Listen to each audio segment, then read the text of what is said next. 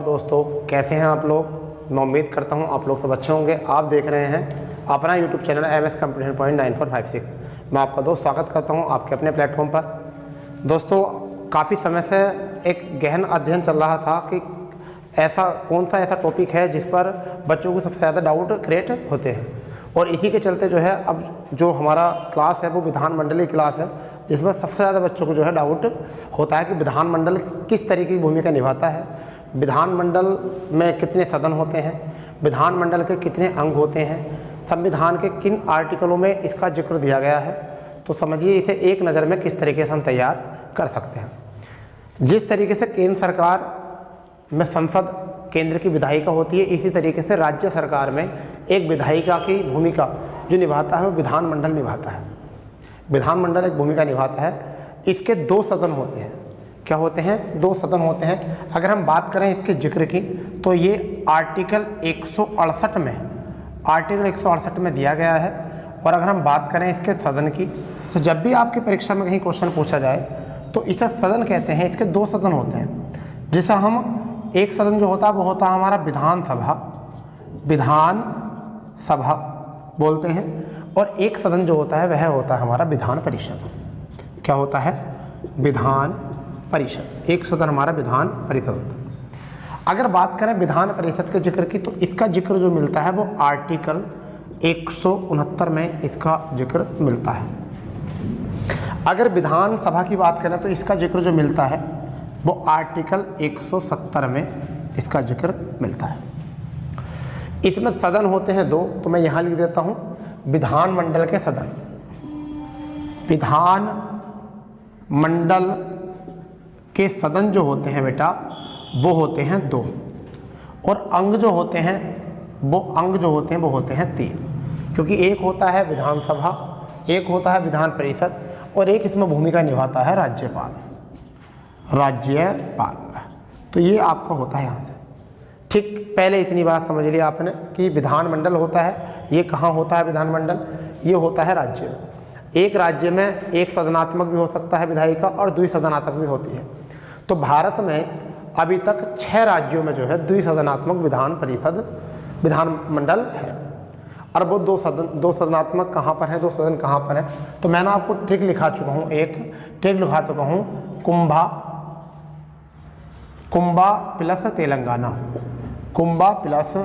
तेलंगाना। तो ये इतने राज्य हैं जहाँ पर द्विसदनात्मक विधानमंडल है, यानी कि जहाँ पर विधानसभा है, यानी कि कर्नाटक, यूपी, महाराष्ट्र, बिहार और आंध्र प्रदेश यहाँ पर जो है, और तेलंगाना आपका है, विधान परिषद है। अगर हम बात करते हैं कर्नाटक में अगर हम बात करें तो 75 सीट है कर्नाटक में। यूपी की अगर बात करें तो 100 सीट है। ठीक, महाराष्ट्र की अगर बात करें तो 78 सीट है। ठीक, बिहार की अगर हम बात करें तो 75 सीट है। आंध्र प्रदेश की बात करें तो 58 सीट है, और अगर तेलंगाना की बात करें तो 40 सीट है। इसमें एक शर्त भी होती है कि विधान परिषद में अधिकतम जो सीटें हो सकती हैं वो विधानसभा का 1/3 हो सकती हैं। तो अगर हम बात करें अधिकतम सीटों की बात करें तो इधर कितनी हो सकती हैं? विधानसभा का 1/3 अधिकतम हो सकती है। जबकि विधानसभा की अगर बात करें तो इसमें अधिकतम 500 सीट हो सकती हैं। 500 सीटें हो सकती हैं। कितनी सीटें हो सकती हैं? 500 सीटें हो सकती हैं। ठीक है, जबकि यहाँ पर वर्तमान में जो है, यहाँ पर अगर हम वर्तमान में बात करें तो वर्तमान में अगर देखें तो इधर तो वर्तमान है नहीं कुछ भी, क्योंकि अलग अलग राज्य के अलग अलग हैं। ठीक है, इधर अगर वर्तमान देखें तो यूपी को अगर पढ़ेंगे तो यूपी में 403 है, तो इनका वर्तमान पढ़ने की जरूरत होती नहीं। जिस राज्य की बात करते हैं वो राज्य कर लेते हैं। तो इसमें वर्तमान पढ़ो मत, अधिकतम देखो। न्यूनतम सीटें पढ़ सकते हैं, क्या होती हैं? न्यूनतम सीटें जो होती हैं इधर जो हो सकती हैं वो 40 सीटों से कम नहीं बेटा। जबकि इधर जो होती हैं 60 सीटों से कम नहीं होती। कितनी सीटों से? 60 सीटों से कम नहीं, 60 सीटों से कम नहीं। परंतु यहाँ अगर अपवाद के रूप में देखें तो यहाँ अपवाद भी है। अपवाद है, गोवा में 40 सीटें हैं, सिक्किम मिजोरम में, यानी कि अगर सिक्किम में देखें यहाँ पर तो सिक्किम में जो सीटें हैं, सिक्किम में 36 सीटें हैं, गोवा में अगर सीटें देखें तो 40 हैं, और अगर मिजोरम में बात करें तो कितनी हैं, ये भी 40 सीटें हैं। तो यहाँ पर थोड़ा सा अगर हम अपवाद के रूप में देखें तो 40 सीटें यहाँ पर और 36 का अपवाद देखने को यहाँ मिलता है। ठीक है, अधिकतम सीटें हो गई, न्यूनतम सीटें हो गई। अब बात कर देते हैं इनके नाम की। इसे उच्च सदन कहते हैं, मैं मार्कर थोड़ा चेंज कर लेता हूँ। इसको क्या कहते हैं, उच्च सदन कहते हैं, उच्च सदन कहते हैं। इसे स्थायी सदन कहते हैं, स्थायी सदन कहते हैं। इसे वार्डर सदन कहते हैं, वार्डर सदन कहते हैं, समझ गए नहीं। इसे वार्डन सदन कहते हैं। इसे द्वितीय सदन भी कहते हैं बेटा, क्या कहते हैं, द्वितीय सदन भी इसको बोला जाता है। तो यहाँ बात कर लेते हैं, इसे क्या कहा जाता है, इसे प्राथमिक सदन भी कहा जाता है, प्राथमिक सदन। ठीक है, प्राथमिक सदन कहा जाता है इसको। एक बार देख लेते हैं इसको, इधर प्राथमिक सदन कहा जाता है, प्राथमिक सदन कहा जाता है। इसको अस्थायी सदन कहा जाता है, अस्थायी सदन कहा जाता है। इसे भंग सदन भी कहा जाता है, इसे भंग सदन भी कहा जाता है। इतनी बात यहाँ से आ चुकी है। अगर हम बात करें चुनाव की, अगर हम बात करें चुनाव की, तो यहाँ चुनाव जो होता है वो होता है एकल संक्रमण मत पद्धति द्वारा, एकल संक्रमण मत पद्धति द्वारा। जबकि वहाँ जो होता है वो किस तरीके से चुनाव होता है, सार्वभौमिक व्यस्त मत होता है। किससे होता है, सार्वभौमिक चुनाव होता है, सार्वभौमिक चुनाव यहाँ पर होता है, सार्वभौमिक चुनाव यहाँ पर होता है इस साइड में। ठीक है, अगर हम इधर बात करके देखें तो यहाँ पर जो सदस्य आयु होती है, तो आयु की अगर हम बात करें, आयु की बात करें तो यहाँ पर होती है 30 वर्ष सदस्य की आयु। कितनी होती है बेटा, 30 वर्ष होती है। इधर की अगर हम बात करें तो सदस्य आयु जो होती है वो कितनी होती है, 25 वर्ष होती है। ठीक है, कितनी वर्ष होती है, 25 वर्ष होती है। अगर विधान परिषद का कार्यकाल देखें, इस विधान परिषद का कार्यकाल, तो कोई कार्यकाल नहीं होता, कोई कार्यकाल नहीं होता। जबकि यहाँ जो होता है वो 5 वर्ष होता है कार्यकाल, परंतु अविश्वास मत होने पर इसे पहले भी भंग किया जा सकता है।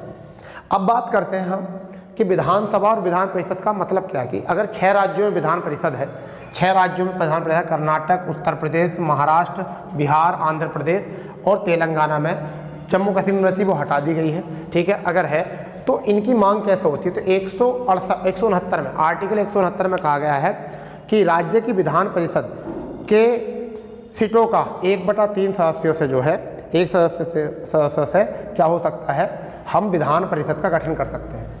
अगर हम नेक्स्ट बात करके देखें तो किसी भी राज्य की अगर संसद से विधान परिषद की मांग होगी तो संसद के उस विधानसभा के 2/3 सदस्यों ने किसकी मांग करी हो, 2/3 सदस्यों ने मांग करी हो किसकी, विधान परिषद की। जैसे कि मध्य प्रदेश ने मांग कर रखी है परंतु वो अभी पेंडिंग है। ठीक है, तमिलनाडु ने मांग कर रखी है, वो पेंडिंग है। पश्चिम बंगाल ने मांग कर रखी है, वो अभी पेंडिंग है। ठीक है, और बात करते हैं इसमें, अगर समझें तो संसद जो है, संसद उस राज्य की विधान परिषद स्थापित कर सकती है और विधान परिषद को भंग भी कर सकती है। यानी संसद को शक्ति होती है विधान परिषद बनाने की भी और विधान परिषद को भंग करने की भी। यानी कि इसका कोई कार्यकाल नहीं होता, ये केवल क्या होती है, समाप्त होती है।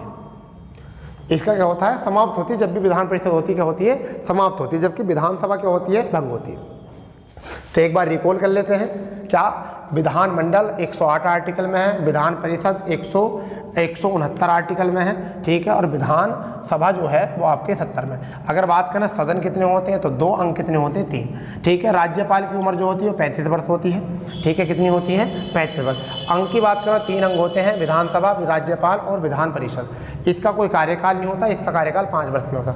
अधिकतम सीटों की बात करें तो विधानसभा का 1/3 सीटें होती हैं, 40 से कम सीटें नहीं हो सकती। यहाँ पर न्यूनतम सीटें जो होती हैं वो 60 सीटों से कम नहीं होती। यहाँ बात के रूप में देखा गया सिक्किम, गोवा, और मिजोरम को। 500 सीटें अधिकतम हो सकती हैं यहाँ पर। यहाँ पर जो चुनाव होता है वो होता है सार्वभौमिक चुनाव होता है। 25 वर्ष इसमें आयु होती है सदस्य की। और यहाँ एकल संक्रमण मत पद्धति, जैसे आपका राष्ट्रपति का चुनाव होता है इसी तरीके से होता है। आयु कितनी होती है? 30 वर्ष। इतनी बात आपने सीख ली है। इससे आगे बात करते हैं कि प्रक्रिया क्या है। इसमें प्रक्रिया, ये बात आपको समझ में आ गई है। हम इससे आगे बात करते हैं कि प्रक्रिया क्या है, इसकी प्रक्रिया क्या होती है चुनाव की, और इसकी प्रक्रिया क्या होती है चुनाव की। ठीक है, इतना बात आपको समझ में आ गई। तो अगर बात करते हैं प्रक्रिया की, यही बहुत मोस्ट है, यही बहुत मोस्ट है प्रक्रिया। तो देखिए क्या, यहाँ पर 1/3 सदस्य, 1/3 सदस्य विधानसभा से चुन के आते हैं। सीधे किससे चुन के आते हैं? विधानसभा से, यानी कि विधानसभा के विधायक लोग उनके वोट डालते हैं। अगर हम बात करें 1/3 सदस्य जो चुन के आते हैं, वह चुन के आते हैं नगर निकाय से।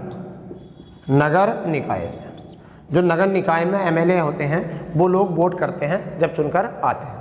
अगर हम बात करें 1/12 की, 1/12 सदस्यों को कौन वोट करते हैं? तो इसमें वो लोग करते हैं जिन्होंने स्नातक की डिग्री ली हो, 3 वर्ष पूर्व जो है स्नातक की डिग्री ली हो, और उनका वोट यहाँ पर बना हुआ होता है। 1/12 सदस्य जो होते हैं वो सदस्य ये होते हैं जिन्होंने माध्यमिक या उच्च माध्यमिक स्कूलों में शिक्षक होते हैं। क्या होते हैं? शिक्षक। उनके वोट होते हैं यहाँ से बनकर। और 1/6 सदस्य जो हैं इनको राज्यपाल मनोनीत करता है। क्या करता है? राज्यपाल मनोनीत करता है राज्यपाल।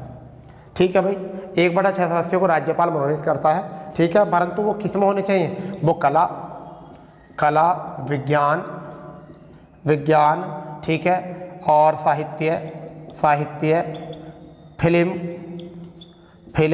खेल आदि चीज़ों में निपुण होने चाहिए। तब उनका चयन होता है, जब जाकर ये क्या बनती है? राज्य की विधान परिषद के सदस्य बनते हैं।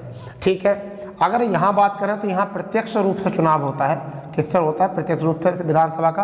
और 18 वर्ष जिस व्यक्ति ने आयु पूरी कर ली है वह लोग एमएलए को अपना वोट डालते हैं। यानी क्या? एमएलए को वोट डालते हैं। ये होते हैं एमएलसी, एमएलसी। इन्हें क्या कहते हैं? एमएलसी। क्या कहते हैं? एमएलसी कहते हैं। इन्हें क्या कहते हैं? एमएलए कहते हैं। मेंबर ऑफ लेजिस्लेटिव असेंबली बोलते हैं इसको। इसे बोलते हैं MLC, member of legislative council. तो बच्चों को पता नहीं होता कि एमएलए कौन होते हैं, एमएलसी कौन से होते हैं। तो एमएलए होते हैं विधायक, और एमएलसी जो होते हैं वो भी सदस्य होते हैं विधान परिषद के। इन्हें कहते हैं मेंबर ऑफ लेजिस्लेटिव काउंसिल। इसे बोलते हैं मेंबर ऑफ लेजिस्लेटिव असेंबली। ठीक है भाई, इनका कार्यकाल की अगर हम बात करें, इतना तो आपने सीख लिया। अगर हम इससे आगे और बढ़ते हैं तो अगर कार्यकाल की बात देखें, चलिए देखते हैं क्या है। अब समझिए क्या, और आगे बढ़ते हैं क्या। अगर हम इनके कार्यकाल की बात करें कि कार्यकाल कितना होता है? कार्यकाल, ठीक है। तो कार्यकाल की अगर बात करें तो सदस्यों का कार्यकाल जो होता है, सदस्यों का कार्यकाल जो होता है इधर, वो कितना होता है? वो होता है 6 वर्ष। 6 वर्ष होता है। इधर जो कार्यकाल होता है वो 5 वर्ष होता है। 5 वर्ष होता है, परंतु ये स्थायी नहीं होता। अगर कई बार मुख्यमंत्री पर अविश्वास की स्थिति उत्पन्न हो जाती है तो पहले ही भंग हो सकता है। इधर क्या होता है? प्रत्येक 2 वर्ष बाद, प्रत्येक 2 वर्षों में चुनाव होता है। और कितने सदस्य? 1/3 सदस्य सेवा मुक्त हो जाते हैं। 1/3 सदस्य जो होते हैं वो क्या हो जाते हैं? सेवा मुक्त यहाँ से हो जाते हैं। 1/3 सदस्य क्या हो जाते हैं? सेवा मुक्त हो जाते हैं। इतनी बात आपको पता होनी चाहिए। ठीक है, अब देखिए सेवा मुक्त होते कैसे? सपोज करो कि 100 सीटें हैं, तो 1/3 मान लीजिए 100 सीटें कितनी है? 100। तो मैं 100 को ना मान कर 90 मान लेता हूँ। मान लीजिए किसी राज्य में टोटल 90 सीटें हैं, और अगर हमने 30 करा, फिर 30 करा, फिर 30 करा, ठीक है, 1/3 हो गई। अगर मान लीजिए इनका चुनाव 2022 में हुआ, तो अगला चुनाव 2024 में होगा इनका 30 का। इनका चुनाव कब होगा? 2026 में होगा। तो अब देखिए इनका चुनाव अब कब होगा? इन वाले 30 का, इनका 30 का होगा 2028 को। तो क्या हो गए 6 वर्ष पूरे? हो गए 6 वर्ष पूरे। इनका चुनाव जो होगा वो 2030 में, और इनका 2032 में। इस तरीके से 30 सदस्यों का क्या मतलब, मैंने एक एग्जाम्पल लिया है, ऐसे सदस्यों का कार्यकाल पूरा होता है जिस राज्य में जितने होते हैं। 40 होंगे सदस्य, 1/3 13 करने पड़ेंगे। ठीक है, 100 करेंगे तो 33 करने पड़ेंगे। जैसे यूपी में 100 है तो 33 करने पड़ेंगे। तो इस तरीके से इनका चुनाव जो होता है 6 वर्ष इनका सदस्य कार्यकाल हो जाता है और प्रत्येक 2 वर्ष में क्या हो जाता है, इनका चुनाव हो जाता है। क्या हो जाता है, प्रत्येक 2 वर्ष में चुनाव चलते रहते हैं इसके, प्रत्येक 2 वर्ष में। इस तरीके से हुआ ये। अगर हम बात करते हैं पद अवधि की, इतना बात सीख लिया है आपने। अगर हम बात करते हैं पद अवधि की, किसकी बात करते हैं, पद अवधि की, ठीक है, या पदाधिकारी, किसकी बात करते हैं, पदाधिकारी, पदाधिकारी की बात करते हैं। तो बेटा क्या, इधर जो होता है एक सभापति होता है, सभापति होता है, एक उपसभापति होता है, उपसभापति होता है, ठीक है। इधर जो होता है एक अध्यक्ष होता है, एक अध्यक्ष होता है और एक उपाध्यक्ष होता है, एक उपाध्यक्ष होता है। अध्यक्ष अपना त्यागपत्र उपाध्यक्ष को देता है, अध्यक्ष अपना त्यागपत्र किसे देता है, उपाध्यक्ष को देता है, और उपाध्यक्ष जो होता है अपना त्यागपत्र किसे देता है, अध्यक्ष को। तो ये है त्यागपत्र वाला, त्यागपत्र, ठीक है। जबकि यहाँ पर सभापति अपना त्यागपत्र देता है उपसभापति को,